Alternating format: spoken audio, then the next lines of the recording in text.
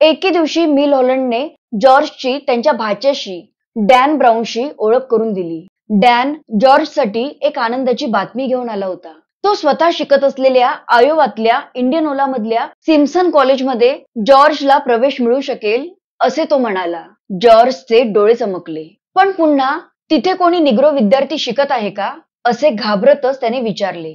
यावर सध्या तरी नाही, पण हे कॉलेज अब्राहम लिंकनला आयुष्यभर साथ करणाऱ्या बिशप मॅथ्यू सिम्सन, जे आयुष्यभर गुलामगिरी विरुद्ध लढले, त्यांनी बांधले आहे.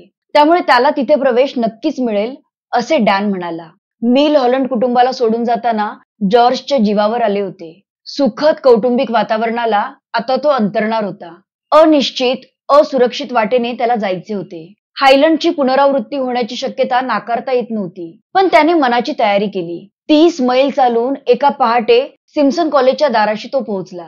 त्याच्या सोबत होती दारिद्र्याने गच्च भरलेली झोळी आणि प्रखर ज्ञान पिपासा.